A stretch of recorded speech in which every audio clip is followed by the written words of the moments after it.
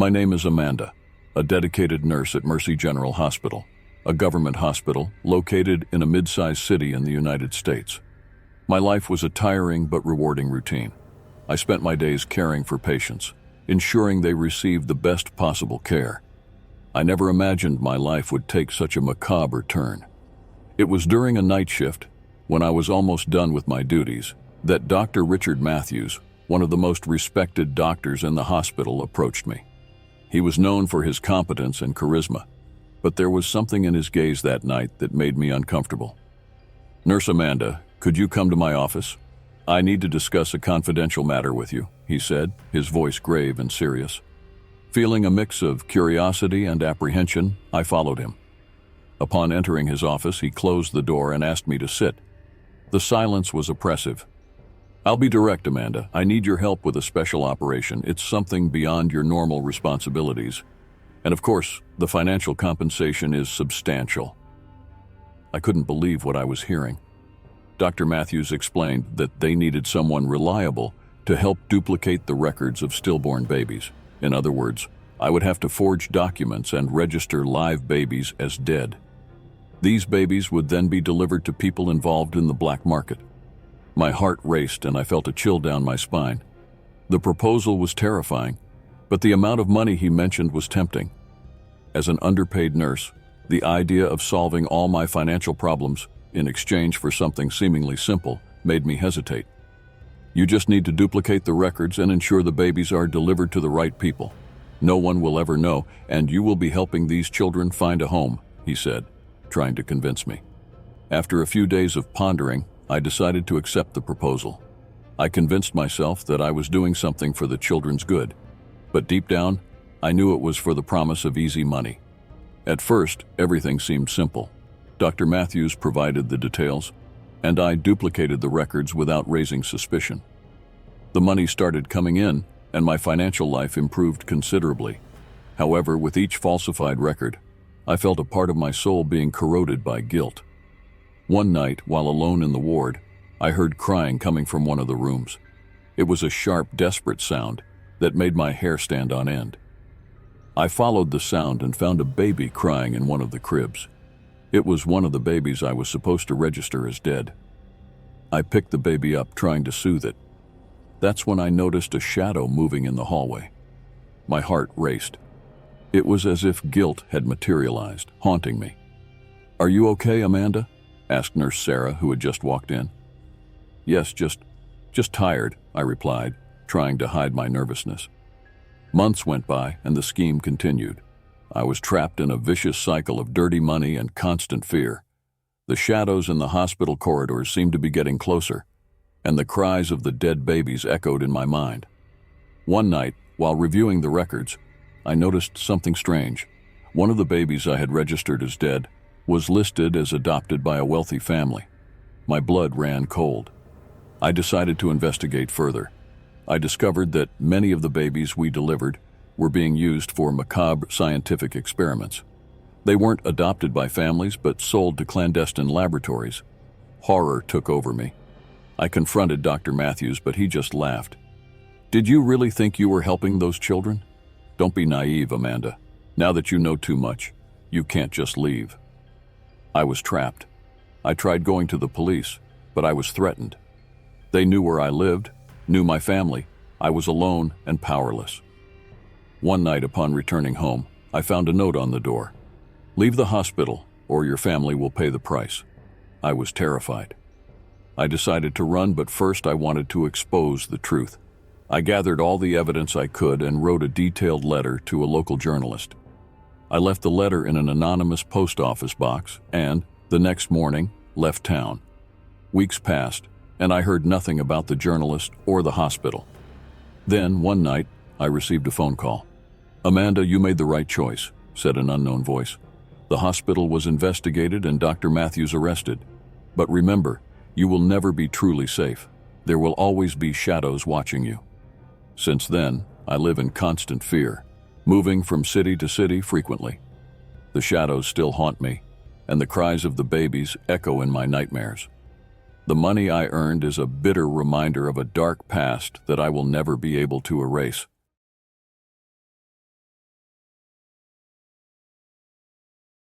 I used to work in a factory in Tijuana, Mexico. My name is Claire, and my life used to be relatively quiet until the day my friend Emily disappeared. Emily was a security guard at the factory, a strong and brave woman, always ready to face any situation. It all started on a Monday when Emily didn't show up for the night shift. I was worried because this wasn't typical of her. Emily was extremely responsible, never missing work without notice. I tried calling her several times, but all attempts were in vain. Her cell phone was off, days passed, and the worry grew. I went to her house but found no one. I spoke to the neighbors, who also hadn't seen her or her children since the weekend. The police were notified, but as in many similar situations, they didn't give it much importance at first, claiming she might have left voluntarily. One night, while browsing Facebook, I saw a video that gave me chills. Emily was in the video, with wide eyes and heavy breathing. She spoke quickly, almost unable to form complete sentences. From what little I could understand, she had seen something terrible. They are dead, she said with a trembling voice. Children, inside a trailer. I don't know what to do. I don't know where to go. My heart raced. I knew Emily well enough to know she wasn't easily scared. Something truly horrible must have happened. I tried contacting the police again, showing the video, but the response was slow and bureaucratic. The next day, I went to the factory trying to maintain my routine, but Emily's absence was a constant weight. I felt a chill every time I thought about the video. I needed to do something. After work, I decided to go to her house again, this time with more determination. When I arrived, the house was silent and dark. The door was locked, but I noticed an open window. Without thinking twice, I entered. The inside of the house was messy, as if someone had left in a hurry. In the children's room, toys were scattered on the floor, and the bed was unmade. I went to Emily's room. On the table, I found a diary. I quickly flipped through the pages until I found the latest entries. She wrote about seeing something strange at the factory. She mentioned a trailer that frequently came and went without inspection. The last entry was the most disturbing. I saw something horrible today. The trailer was open and there were bodies. Children's bodies. I don't know what to do. They'll kill me if I talk. I'm afraid for my children. I don't know where to hide. My blood ran cold. I needed to show this to the police. I grabbed the diary and quickly left the house, heading straight to the police station. This time the police seemed to take it seriously, especially with the diary as evidence. But the investigation seemed to move slowly. Days passed, and Emily was still missing. I couldn't sleep, my thoughts revolving around what she had seen. The trailer, the children. It was a nightmare I couldn't shake off. Every noise at night made me jump, imagining the worst. Then, on a cold morning, I received the news I dreaded. Emily was found dead. Her body was in an alley, mutilated in a grotesque way. The newspapers reported the case as a brutal murder, but the details were scarce. They didn't mention anything about the children, nothing about the trailer. I was devastated. How could someone do this to her? And where were her children? The police continued to investigate, but they seemed more interested in covering something up than finding the truth. A week after Emily's body was found, I received an anonymous message on Facebook. It was a short video, recorded at night. The image was shaky, but I recognized the location. It was the factory where we worked. The trailer was there, parked in the dark corner of the parking lot. The camera slowly approached, and then the trailer door opened. Inside, I could see piles of small bodies, all covered in blood. My stomach turned, and I almost fainted from horror. Who sent that video? And why? I needed to leave the city, needed to hide. Whoever had killed Emily and those children would surely come after me too. I quickly packed my things and fled to a safe place, a small village where no one knew me. While in hiding, I continued investigating on my own. I discovered that the trailer belonged to a front company. There were records of suspicious movements and missing people, but everything seemed to be covered by a web of corruption and fear. Every time I thought of Emily, I felt an unbearable weight. I needed justice, but I also feared for my life. Living in constant paranoia was exhausting. I knew that at any moment they could find me. One night, while watching the video again, I noticed something I hadn't seen before. A figure in the background, watching. It was a shadowy silhouette, standing next to the trailer. The figure seemed to be looking directly at the camera, at me. My breathing became heavy, and I felt a chill down my spine. Who was that person? And why were they there? I decided to risk everything and go back to Tijuana to confront the truth. I needed to face my fears and find answers. I returned to the city discreetly, staying in a cheap hotel. That night, I went to the factory. The place was deserted, except for the trailer, which was still there, like a sinister monument. I approached slowly, trying not to make noise. When I got close to the trailer, I heard a whisper. Someone was inside. My heart raced, but I knew I couldn't back down. I opened the door slowly, and what I saw left me speechless. Inside the trailer was a man, tied up and gagged. He was injured, but alive. I looked around and realized that the piles of bodies were no longer there. The man looked at me with desperation in his eyes, trying to speak through the gag. I quickly freed him. He began to tell a story of horror. He was a private investigator, hired to find the whereabouts of missing children. His investigation led him to the same trailer Emily had seen. He was captured while trying to gather evidence. As he spoke, I heard footsteps outside. My blood ran cold. We were trapped. The man looked at me with desperation, and I realized that our chances of survival were slim. I took my phone and called the police, trying to explain the situation quickly. The footsteps got closer, and suddenly, the trailer door was violently opened.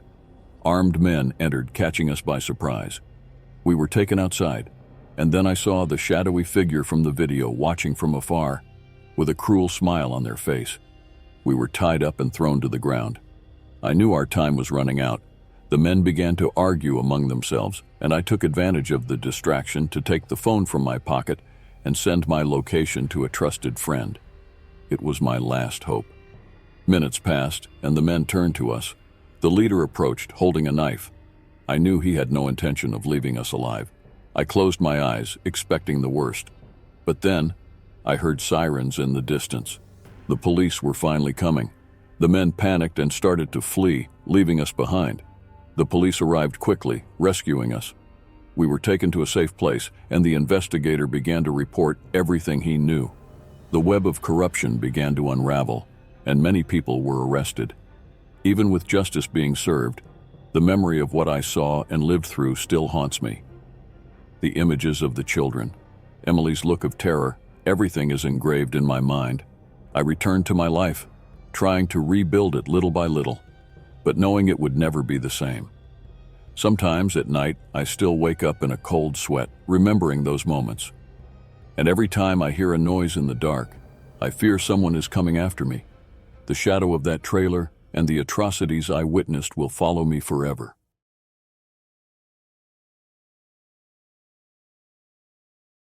My name is Lucas, and a few months ago, I experienced one of the most terrifying moments of my life. I'm a university student, 22 years old, and like many young people my age, I've always been curious. This curiosity led me to explore the dark web, a place where you can find practically anything, from weapons to drugs. I've never been a regular drug user, but the idea of trying something new always seemed interesting to me. That's how I found a site on the dark web that promised the best quality drugs money could buy. I was nervous, but at the same time, the adrenaline of doing something so clandestine was addictive. After spending weeks analyzing sellers and their reviews, I chose one who seemed reliable. His username was Dark Dealer, and his reviews were impeccable. I placed an order for a small amount of LSD, enough for a few party nights with my friends. The payment was made in Bitcoin, a digital currency that is practically impossible to trace. I received a message from Dark Dealer with instructions for the delivery. He suggested a park on the outskirts of the city, an isolated place ideal for a transaction like this.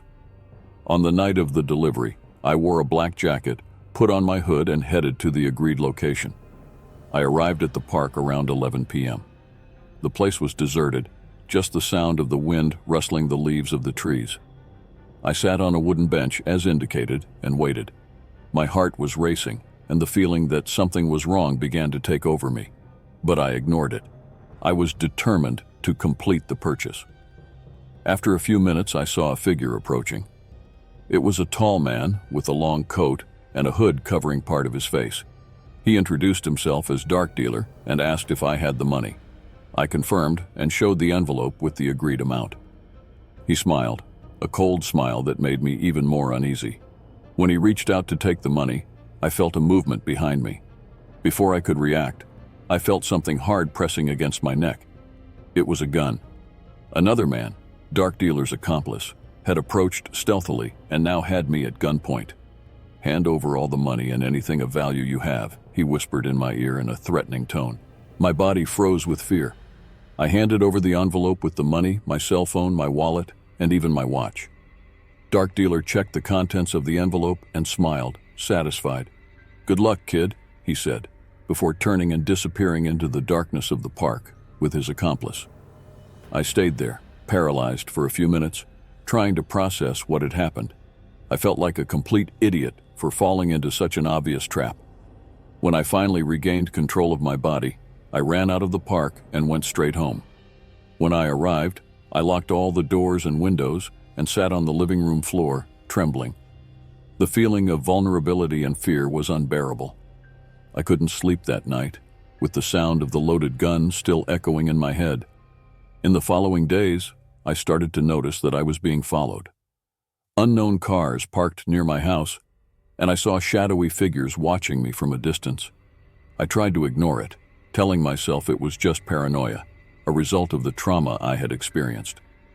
But one night, I woke up to the sound of breaking glass. I got up quickly and went to the living room, where I found my window shattered and a note thrown on the floor. "This is just the beginning. We know where you live." My heart raced, and I started to sweat cold. I didn't know what to do. I called the police, but they said without concrete evidence, they couldn't do much. I decided to temporarily move to a friend's house, trying to escape that suffocating situation. The following weeks were hell. I received anonymous messages on my cell phone, threatening me in every possible way.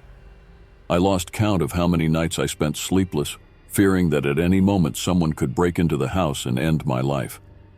Then I received a call that changed everything. A rough, cold voice said, "Did you really think you could escape us? We are always watching you." I hung up the phone and started to cry. I knew my life would never be the same. I had plunged into a world from which there was no return, and now I was paying the price. Days later, I returned to my house, hoping to resume my life. But when I opened the door, I found the living room destroyed and a message written in blood on the wall, "We will find you." That was the last time I returned to that house. I moved to another city, trying to start a new life, but the fear always accompanied me. To this day, I live looking over my shoulder, certain that at any moment they could come back.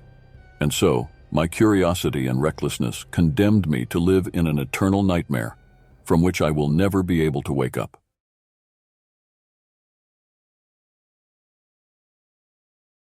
My name is Sarah, and I am a 25-year-old living in a poor area of Tijuana, Mexico.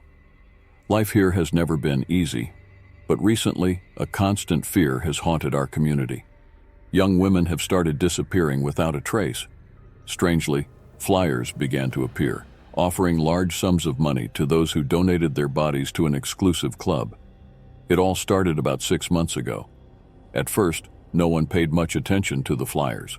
We thought it was a bad joke, a bizarre way to try to get attention. But when the first women started disappearing, things became more sinister. One night, coming back from work, I found one of these flyers on my gate. The paper was simple, but the content was disturbing. "We offer $50,000 to women willing to donate their bodies after death to an exclusive club. We guarantee safety and anonymity." What initially seemed absurd started to make sense as more and more women disappeared. The police, as always, did nothing. They just said the women had probably run away looking for a better life. But those of us who lived there knew the truth. Something terrible was happening. One day, my friend Julia didn't show up for work. She was a single mother of 2 and would never abandon her children without a word. I knew something was wrong. I went to her house, but it was empty. Neighbors said they saw a strange man lurking around the house the night before. My nights began to be filled with nightmares. I dreamed of Julia, trapped somewhere dark, screaming for help. I woke up in a cold sweat, feeling like something was watching me in the darkness. I decided I needed to do something. I started investigating on my own. I created fake profiles on social networks and entered obscure forums. That's how I discovered the existence of the dark web and the horrors it hid. Among the various atrocities, I found discussions about a club of cannibals who paid large sums for human bodies. Everything started to make sense. The flyers, the missing women, it all pointed to this cannibal club. I needed to find out more. I spent whole nights browsing the dark web, reading accounts and seeing things I will never be able to forget. One night, I found an important clue. An anonymous user mentioned a meeting place in the city where the business was done. I decided to go there, disguised, to try to find out more. I arrived at the place, an abandoned warehouse, feeling a chill down my spine. I waited hidden until I saw a group of men arriving. They were well-dressed, carrying briefcases. I spied from afar, trying to hear the conversation. What I heard left me horrified. They talked about how many bodies they managed to send to the United States that month. They spoke of women as if they were merchandise. I felt my stomach turn, but I kept listening. I needed proof. When they left, I entered the warehouse. The place was empty except for a small room at the back. I went in, and what I saw shocked me. There were photos of several women from our community, including Julia. They were marked as sent. I left the warehouse, trying not to be seen. My mind was racing. I needed to tell someone, but who would believe me? I went home and started writing down everything I saw. I needed proof, something the police couldn't ignore. I spent days collecting information, taking pictures, and writing everything down. Finally, when I felt I had enough, I went to the police. I showed everything to the investigator, but he seemed more interested in dismissing me. Frustrated, I decided to go to the media. I contacted a local journalist who showed interest in the story. He published a bombshell article, and finally, the police were forced to act. Investigations were made, and the warehouse was shut down. Several men were arrested, and it was discovered that the cannibalism network was bigger than we imagined. But not all the women were found. Julia was still missing, and every day that passed, my hope diminished. The community was in shock, but relieved to know that at least something was being done. A few months later, I received an anonymous message on my cell phone. It was a video. With trembling hands, I pressed play. In the video, I saw Julia. She was alive but looked terrified. Behind her, a masked man held a sign with an address. The message was clear. I should go alone, or Julia would die. Desperate, I went to the indicated address, an abandoned house on the outskirts of the city. I entered, and there was Julia, tied to a chair. The masked man appeared and started laughing. He said I had caused many problems, and now I would pay for it. Before he could do anything, I heard sirens in the distance. The police were coming. The man fled, and I managed to free Julia. We ran out of the house and were met by the police outside. Julia was in shock, but alive. We were taken to the hospital, where we were finally safe. The cannibalism network was dismantled, and many were arrested. But the scars remain. Julia was never the same, and neither was I. We live in constant fear, knowing that there are always monsters lurking, ready to devour us. The truth about what happened still haunts our nights, but at least now we know that together we can face our worst nightmares.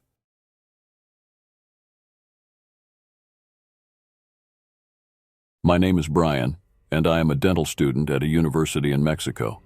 Since I was little, I have always been fascinated by science and the art of healing. When I chose dentistry, I imagined a bright future helping people take care of their smiles. Little did I know that this decision would lead me to one of the most disturbing moments of my life. The pressure in dental school was intense. The professors were demanding, and the lab practices were rigorous. We needed human teeth for our studies, and getting them was a challenging task. Some classmates obtained them from donations or clinics, but the demand always exceeded the supply.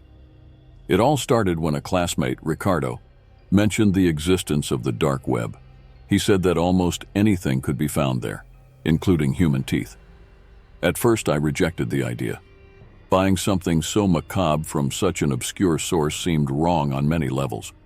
But as the weeks went by and my need for teeth for practice increased, I began to consider Ricardo's suggestion.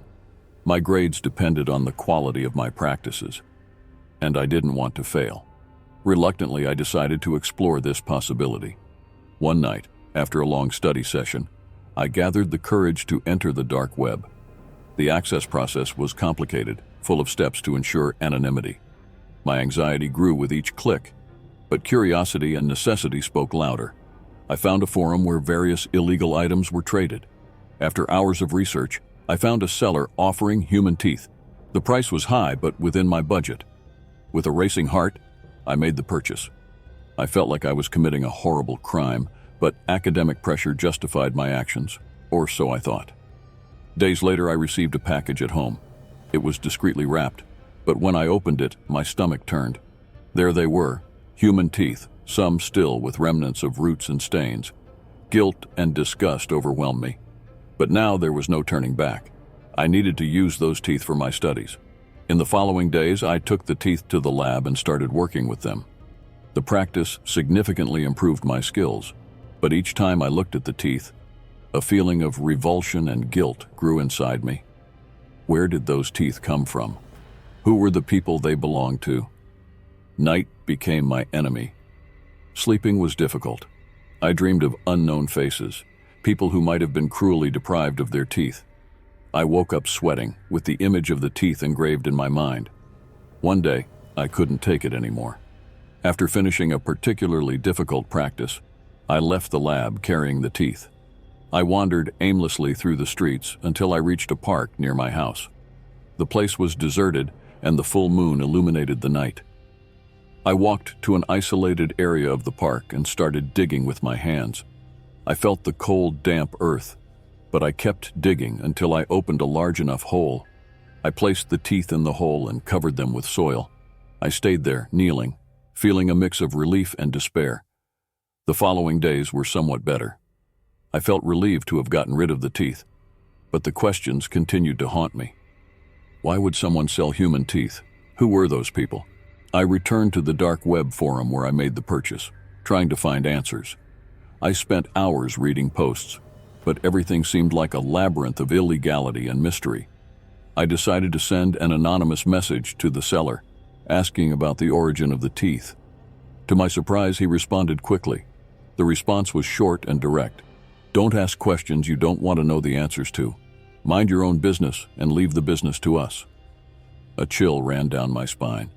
I decided it was time to stay away from the dark web once and for all. But curiosity didn't leave me alone. I started researching tooth trafficking and related crimes. I discovered horrific stories of people who had been kidnapped and mutilated. The tooth trade was just the tip of the iceberg in a black market of horrors. I told the story to Ricardo, hoping for some comfort or advice. Instead, he laughed and said I was overreacting. To him, the teeth were just another commodity. His insensitivity disturbed me even more. From that moment on, I decided I needed to do something to make up for my mistakes. I got involved in volunteer projects, helping underprivileged communities access dental care. I dedicated my time and effort to educating people about the importance of oral health. Months passed, and the guilt began to diminish. My dental practice improved, but without resorting to obscure methods. I learned the importance of ethics in medicine and how our actions can have profound consequences. Then, one night, while walking through the park where I buried the teeth, I saw something strange. A small area of soil seemed disturbed. I approached and, with a sense of dread, began digging again. My heart raced when I found a wooden box buried in the same place. I opened the box with trembling hands. Inside, there were teeth, but they were not the same ones I had buried. There was a note with them. With fear and curiosity, I read the note. Do you think you can escape your mistakes? They always come back to haunt you. I dropped the box and stepped back, feeling my heart pounding in my chest. Someone knew what I had done. Someone was watching me. I ran home, feeling overwhelming paranoia. I locked all the doors and windows, but the fear remained. In the following days, I received anonymous, threatening messages.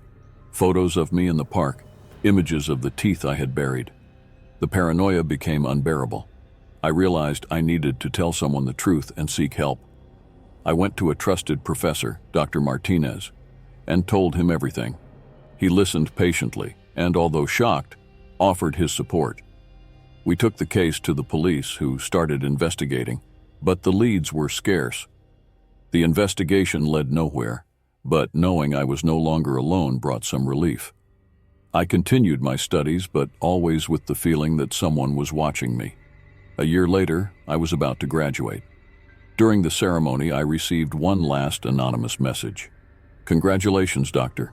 Never forget the teeth you buried." I looked around, trying to identify the sender, but everyone seemed normal. I left the ceremony with a mix of relief and fear. The lesson I learned was clear. Our actions have consequences, and the path to success should never pass through dark shortcuts. Ethics and morals are the pillars of any profession and should never be compromised. Today, as a practicing dentist, I dedicate my career to helping the most needy, trying to make up for past mistakes. The memory of the human teeth I bought and buried still haunts me, but serves as a constant reminder of the importance of integrity in everything I do.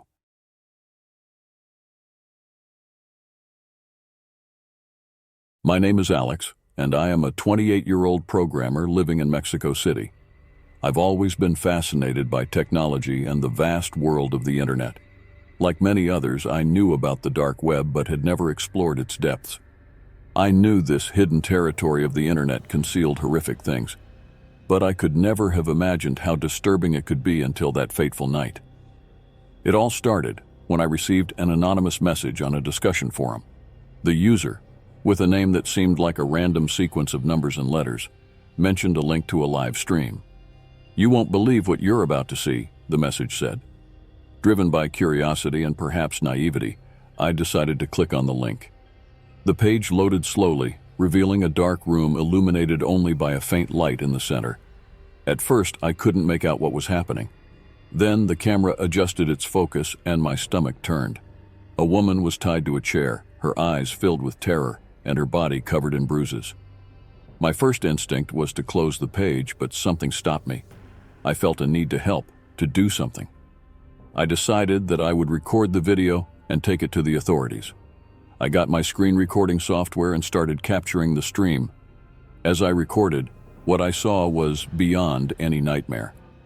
The torturer was meticulous, inflicting pain in ways I could never have imagined. Each scream from the woman seemed to pierce my soul. I felt powerless, but I kept recording, believing that this evidence could save future victims. As minutes turned into hours, I began to feel the psychological effects. I couldn't look away, as if I were hypnotized by the brutality. Each act of violence left an indelible mark on my mind. My hands trembled, sweat ran down my face, and my heart pounded uncontrollably. Finally, the torture culminated in a final act of violence. The woman, now unrecognizable, took her last breath. The stream ended abruptly, leaving me in deafening silence. I turned off the recording and stepped away from the computer, feeling a mix of nausea and panic. I spent the night wide awake, reliving every horrific moment of the stream. When the sun finally rose, I gathered the courage to watch the recording and prepare a report for the police. Watching the video again, I felt a wave of despair. I knew I had to act quickly.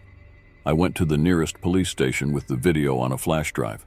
I explained everything to the investigator, who initially seemed skeptical. However, when I showed the recording, I saw his expression change from disbelief to horror. The police launched an investigation, but as in many dark web cases, the leads were limited. The days that followed were a blur of interviews with the police and sleepless nights. I couldn't get the image of the woman out of my mind. I felt guilty for not being able to do more. My mental health began to deteriorate. I was diagnosed with post-traumatic stress disorder and started attending therapy. The police investigation progressed slowly. The dark web was a labyrinth of anonymity and encryption. Each lead seemed to end in a dead end. However, one day, I received a call from the investigator. They had traced the origin of the stream to an abandoned location on the outskirts of the city. The police organized an operation and raided the location. They found recording equipment, evidence of other streams, and, most horrifyingly, signs that several people had been held captive there. The torturer, however, was nowhere to be found. It seemed he was always one step ahead. Despite finding the location, the sense of victory was overshadowed by the brutal reality. There were more victims and more torturers out there, hidden in the shadows of the dark web. The police promised to continue the search, but for me, the hardest battle was just beginning. Dealing with the memories of the stream became a daily task. My nights were filled with nightmares and flashbacks. The woman's face haunted me, and her screams echoed in my mind. Therapy helped, but the road to recovery was long and arduous. I decided to use my experience and knowledge of technology to help other dark web victims. I started collaborating with human rights organizations and law enforcement, offering my skills to track down criminals and protect the vulnerable. It was a way to try to redeem the guilt I felt. Months later, the police got a crucial lead. They managed to identify the torturer as a man with a history of violent crimes. He had fled the country, but with international cooperation, he was finally captured. Knowing he was in custody brought some relief, but the emotional scars remained. The experience transformed me in ways I never imagined. I lost the innocence I had about the digital world and saw human cruelty up close. However, I also found a new mission: to combat the darkness of the dark web and protect those who could not protect themselves. Today, I continue to work with organizations dedicated to eradicating online crime. Each victory, each rescue of a victim, is a step toward a better world. The image of that woman is still with me, but now it serves as a reminder of why I do what I do. The live torture stream was one of the most traumatic experiences of my life, but it also gave me a purpose. I fight so that others do not have to face the same horrors, so that no one else becomes a victim of the brutality hidden in the depths of the internet.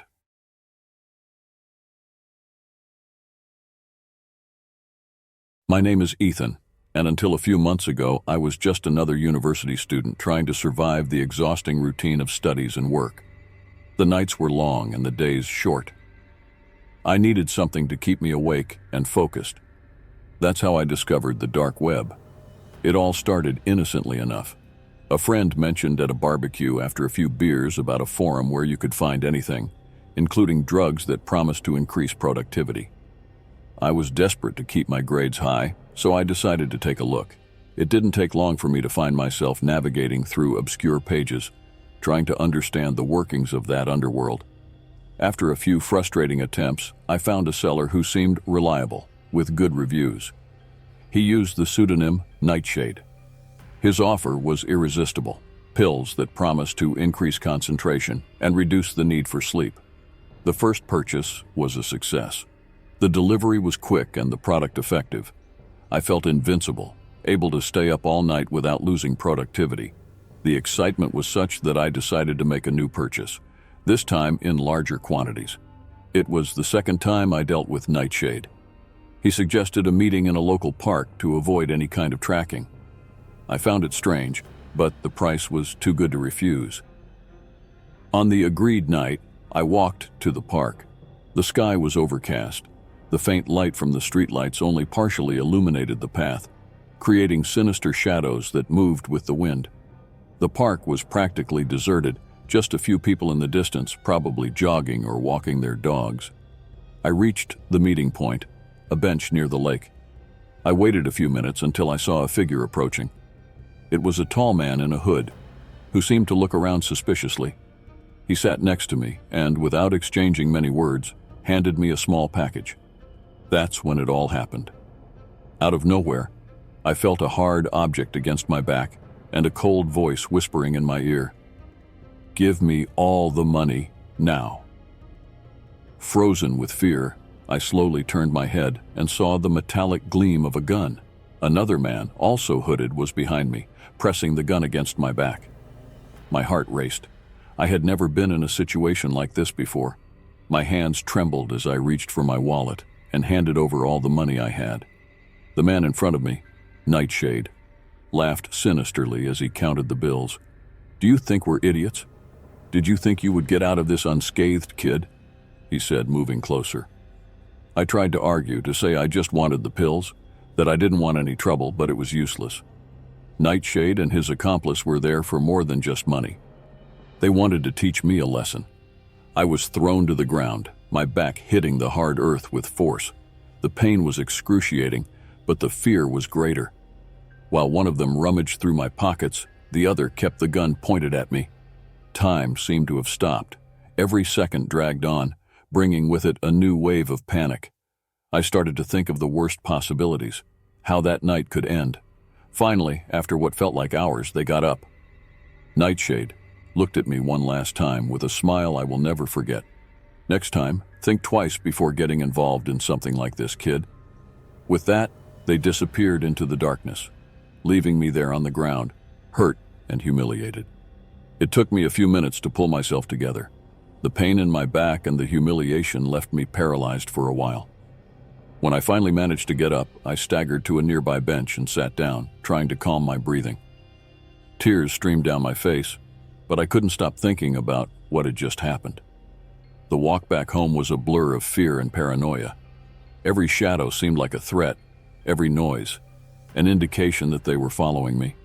I reached my apartment and locked the door, sliding to the floor in a state of shock. The following days were hell. I was constantly looking over my shoulder, expecting the worst. Classes, once an escape for me, were now impossible to bear. Every unfamiliar face made me think of Nightshade and his accomplice. They were everywhere, in every place. I started having nightmares. Sleepless nights, reliving the attack in various ways, each time more brutal. I woke up in a cold sweat, my heart pounding uncontrollably. My social life deteriorated. Friends and colleagues began to notice my changes, but I couldn't tell the truth. The fear that Nightshade might come back and do something worse kept me silent. I went to the police, but my attempt to report the incident was futile.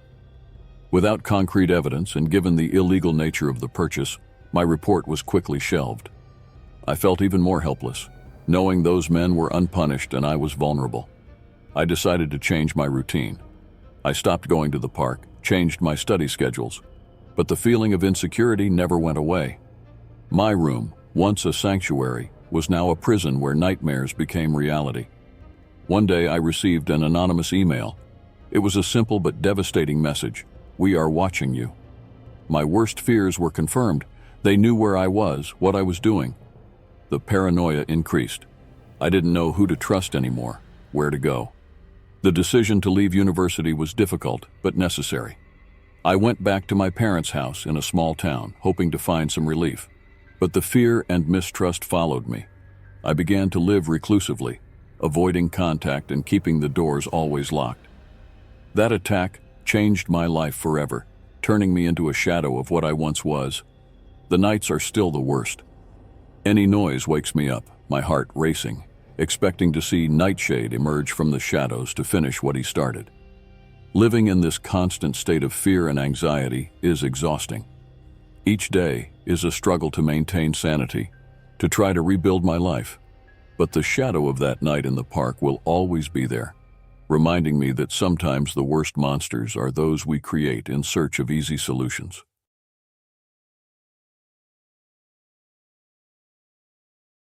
My name is Emily, and until a few months ago I was just an ordinary worker, living my life without major concerns. Everything changed when my best friend, Sarah, mysteriously disappeared. Sarah was an investigative journalist, always seeking the truth, even if it meant putting herself in danger. She was working on an important story but didn't share many details with me. The last time I saw her, she was agitated, almost paranoid, but she said she was about to uncover something big. After that, she vanished. I couldn't accept her disappearance. Sarah was like a sister to me, and the thought that something terrible might have happened to her consumed me. I spent weeks trying to get information, talking to her colleagues, revisiting places she frequented, but no one knew anything. That's when I decided to investigate on my own. I started with her house. The police had already been through it, but everything seemed normal, with no signs of a struggle or anything out of place. I searched every corner, looking for something that could give me a clue. At the back of the closet, hidden behind some old clothes, I found a notebook. It was an old model that she hadn't used in years. I turned it on, and to my surprise, it was password protected with something I knew, the name of the dog she had in childhood. When I gained access, I saw there was only one file on the desktop: investigation. I opened the file and my blood ran cold. Sarah was investigating a global child trafficking conspiracy organized through the dark web. The file contained detailed notes, website names, suspicious contacts, and even some disturbing photos of children. She mentioned receiving threats but was determined to expose everything. While reading, an email notification appeared on the screen. It was a message sent to Sarah from an unknown sender. The content was brief but clear. "Stop now or you will suffer the consequences." My heart was racing. Sarah hadn't stopped and now she was missing. I knew I had to continue her investigation, but that meant entering a dark and dangerous world. I decided to start from the beginning, following Sarah's steps. I accessed the dark web using the special browser she mentioned in her notes. The feeling of entering this underground world was terrifying, but my determination to find out the truth about what happened to Sarah was greater. As I delved deeper, I began to realize the magnitude of what she was investigating. There were entire forums dedicated to child trafficking, with thousands of members exchanging information, images, and coordinating operations. Each click took me further into this network of horror that Sarah was trying to expose. One night, while reviewing Sarah's notes, I found a name that stood out: John H. He was mentioned several times, always in significant contexts. I decided to try to contact him, using the pseudonym that Sarah used. To my surprise, he responded quickly, arranging a meeting at a discreet cafe in the city center. On the appointed day, I went to the cafe. I was nervous, but I knew I couldn't show it. John H. was a middle-aged man with an intense, suspicious look. We greeted each other briefly, and he got straight to the point. "What do you want to know?" he asked bluntly. I explained that I was continuing Sarah's investigation and needed his help. He looked at me for a long time before responding. Sarah was brave, but she was playing with fire. There are very powerful people involved in this. As we talked, John revealed more details about the conspiracy. It was a sophisticated scheme involving not just common criminals, but also influential people, including politicians and businessmen. These people used their positions to protect and expand the trafficking network. John had been involved in the investigation for years, but always in the shadows, afraid of being discovered. Suddenly, John stopped talking and looked around nervously. "I think we're being followed," he said, his voice slightly trembling. Before I could respond, two men entered the cafe and headed straight for us. John tried to get up, but one of them pulled out a gun and pointed it at him. "We're leaving calmly," ordered the man, and we had no choice but to comply. We were taken to a black car waiting outside. During the trip, which seemed to last forever, fear consumed me. I didn't know what was happening or what they would do to us. The car stopped at an abandoned warehouse on the outskirts of the city. We were pushed inside and tied to chairs in the center of the place. The situation worsened when a third man entered the warehouse. He had an aura of authority, his eyes cold and calculating. "So, you're the curious ones?" he said, walking around us. "You think you can dismantle our operation?" He approached me, leaning in until we were face to face. Sarah thought the same, and see where she is now. My heart raced at hearing Sarah's name. Tears began to roll down my face, but I tried to keep my composure. "What did you do to her?" I asked, my voice trembling. The man smiled coldly. "She was getting too close to the truth. We had to silence her, and you two will be next if you don't cooperate." John tried to argue but was silenced with a blow to the head. I knew our situation was desperate, but I couldn't give up. "I'll cooperate," I said, trying to buy time. "I just want to understand what Sarah discovered." The man stepped back, pondering for a moment. "Very well, I'll show you what happens to those who meddle where they shouldn't." He gestured to the men guarding us, and they untied us but kept their guns pointed. We were taken to an improvised office inside the warehouse, where there were several monitors showing images of children in deplorable conditions. "Sarah found these proofs," he said, pointing to the screens, "and she tried to blackmail us with it. That was her downfall." I looked at the images horrified, my anger growing. We needed to get out of there and expose these monstrosities to the world.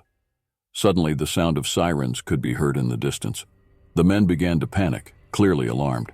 "Police! How did they find us?" shouted one of the henchmen. John looked at me with a glimmer of hope in his eyes. "I managed to send our location before being caught," he whispered. The ensuing chaos was overwhelming. The henchmen tried to flee, but the police quickly surrounded the warehouse. Amid the commotion, John and I managed to escape to a safe corner, watching as the officers detained the criminals. We were taken to the police station for statements. There, I finally learned the extent of Sarah's involvement. She had managed to gather enough evidence to incriminate several high-ranking officials who were covering up the child trafficking. Her courage was not in vain, and her story would finally be heard. The following weeks were intense. The investigation gained national attention, and several powerful individuals were arrested. Sarah's case became a symbol of the fight against corruption and human trafficking. I continued to collaborate with the authorities, sharing all the information Sarah had collected. I still feel the loss of Sarah deeply. She was more than a friend. She was a tireless warrior for the truth. Her death was not in vain, and her legacy lives on through the changes her discoveries brought. Today, I work with organizations that combat human trafficking, determined to honor Sarah's memory and ensure that atrocities like this never happen again.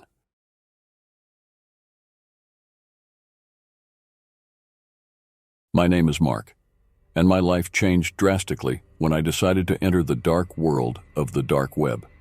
I was always an ordinary person, living a peaceful life in Mexico City.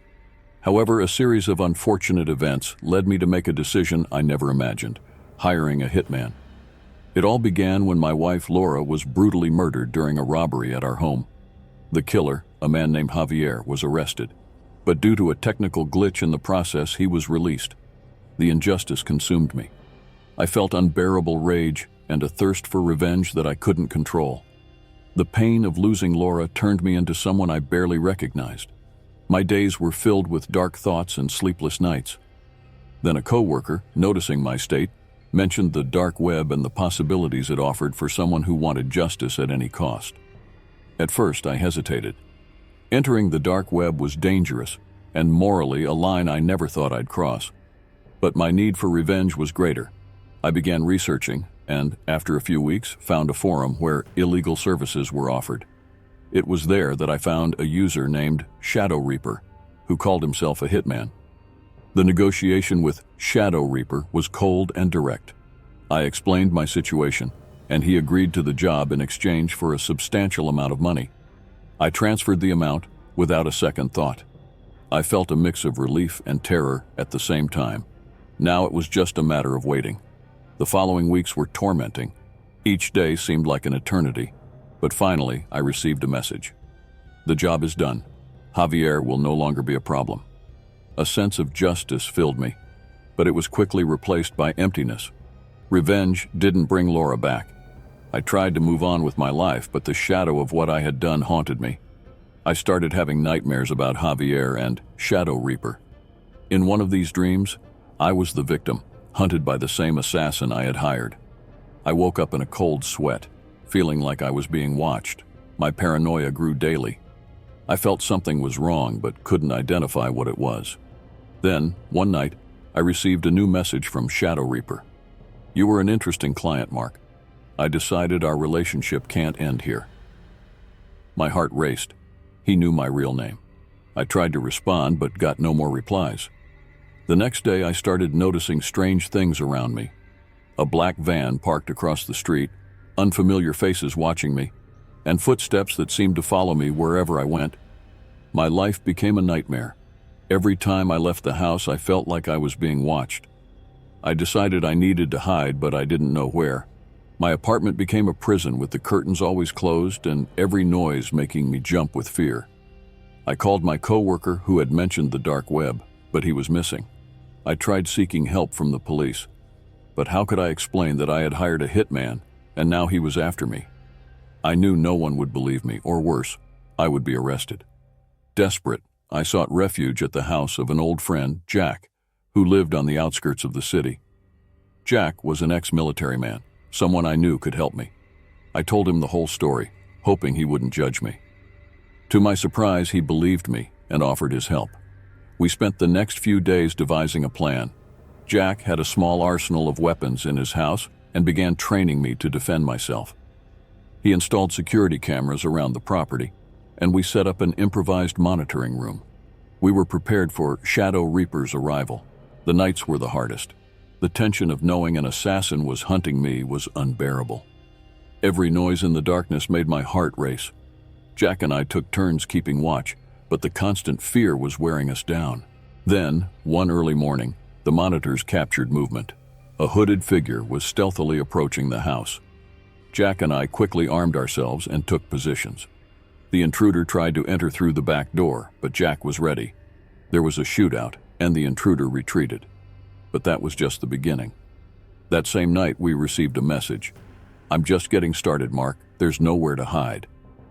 The sense of helplessness was overwhelming. We were dealing with someone who had nothing to lose. The next day, we decided that staying at Jack's house was no longer safe. We grabbed what we could carry and fled to an isolated cabin in the mountains, a place Jack used for hunting. It was the safest place we could think of. There, we tried to stay calm and come up with a new strategy. Jack contacted some old military colleagues to see if they could track Shadow Reaper. Meanwhile, I kept wondering how my life had come to this point. One night, while Jack was out getting supplies, I heard a noise outside the cabin. I grabbed my gun and went to investigate. My heart was pounding as I approached the door. Suddenly, a shadow passed by the window. I fired without thinking but hit nothing. Fear and paranoia were consuming me. Jack returned shortly after and found the cabin in chaos. I told him what happened, and he decided we needed to leave immediately. We got in the car and drove aimlessly, trying to stay one step ahead of Shadow Reaper. While driving, Jack received a call from one of his contacts. They had managed to trace the IP used by Shadow Reaper to a small town. We decided that our only chance was to confront him directly and end this once and for all. We arrived at the town at dusk and began searching for clues. The tension was palpable. Every corner seemed to hide a potential danger. Finally, we found an abandoned warehouse that matched the traced location. We entered the warehouse cautiously, ready for anything. The place was dark and smelled of mold. We walked slowly, checking every corner. Then we heard a sound coming from a room at the back. We approached, and upon opening the door, found Shadow Reaper. He was there, calmly sitting in a chair, as if he were waiting for us. A malicious smile formed on his face. Before we could react, the lights went out, and we heard gunshots. In the chaos, I threw myself to the ground and returned fire. The shootout lasted a few minutes, but felt like an eternity. When the lights came back on, I saw Jack injured on the ground and Shadow Reaper dead. I ran to Jack, trying to stop the bleeding. We called an ambulance, and he was taken to the hospital in critical condition. I survived, but the cost was high. Jack survived, but would need months of recovery. The police showed up, and I started to tell everything, not hiding anything. I knew I would face legal consequences, but I was relieved that Shadow Reaper could no longer hurt anyone. Life would never be the same. The physical and emotional scars would remain forever. But I learned a valuable lesson about the depths of human darkness and the price of revenge. Now, I try to live one day at a time, seeking some form of redemption for past mistakes.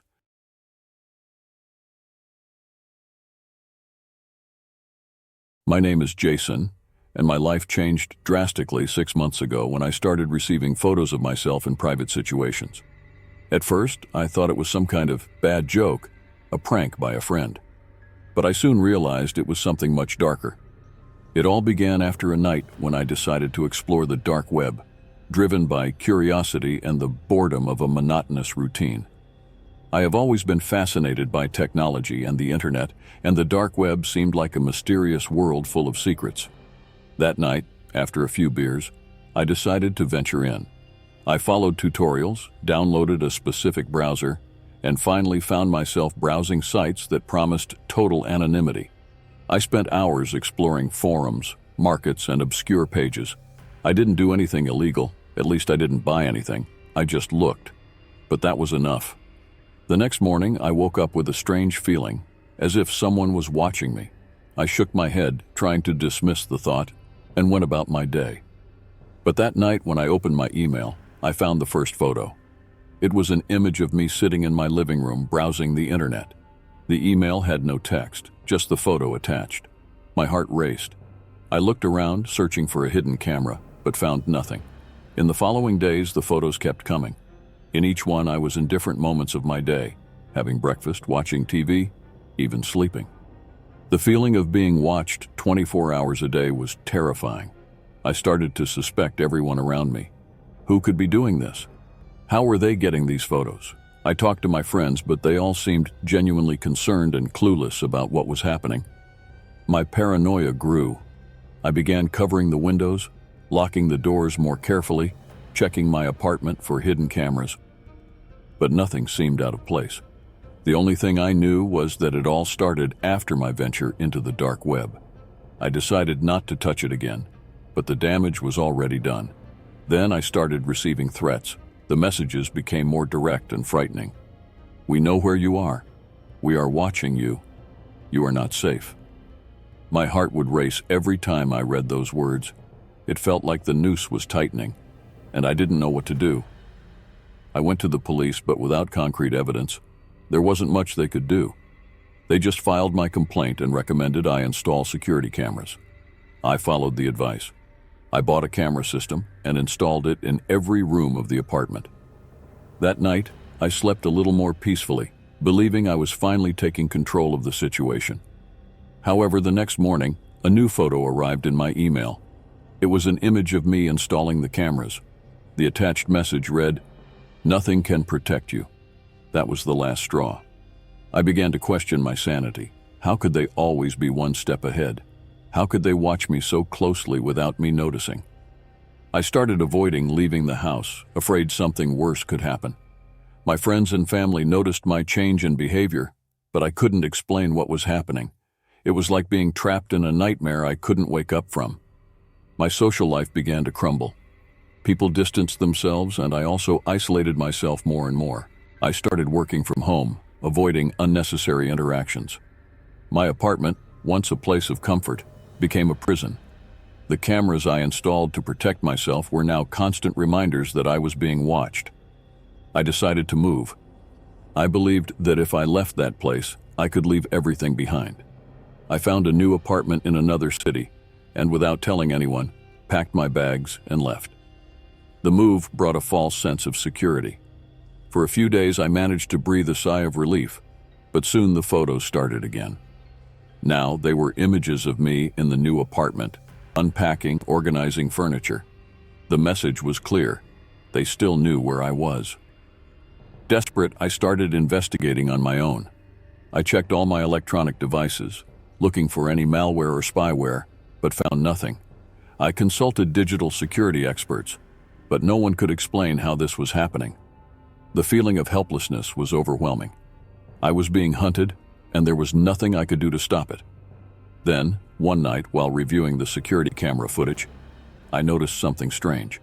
A shadow quickly passed through the hallway, almost imperceptible. I froze the image and zoomed in. My heart nearly stopped when I recognized the face. It was someone I knew, someone I trusted. My neighbor from the old apartment, Daniel. Daniel had always been friendly, a reserved guy, but always willing to help. I remember he was somewhat obsessed with technology, and we often talked about the latest gadgets and digital security updates. But I never imagined he could be behind all this. Reviewing our conversations, I remembered a night when he mentioned the dark web, saying there was much more to it than people imagined. I thought it was just casual talk, but now it made sense. With this discovery, I went straight to the police with the evidence. They started an investigation and, within days, discovered that Daniel had installed hidden cameras in my old apartment and planted spyware on my computer during a friendly visit to help with a technical problem. He had been using these tools to watch me and send the photos and threats. The police arrested him, and I finally could breathe a sigh of relief. However, the psychological damage was done. Even knowing Daniel was behind bars, I still felt watched. The cameras in my new apartment remained on, and I found myself reviewing the footage every night, looking for any sign that someone was still there. recovery was slow. I sought psychological help to deal with the trauma. And gradually, I started to rebuild my life. I began to leave the house again, interact with friends and family, but the shadow of that dark period never completely left me. I became more cautious, distrustful, always vigilant. The experience taught me about the dangers of unchecked curiosity and the anonymity of the internet. The dark web, which seemed like an unexplored land full of mysteries, turned out to be a nightmare that almost destroyed my life. Today, I am extremely careful with my privacy and digital security. I share my story in the hope that others can learn from my mistakes and avoid falling into the same traps. Life goes on, but the echoes of that time still resonate. Sometimes when the night is silent and the shadows seem denser, I feel a chill run down my spine, and for a brief moment, I wonder if I am truly safe, or if there is something or someone always lurking, watching.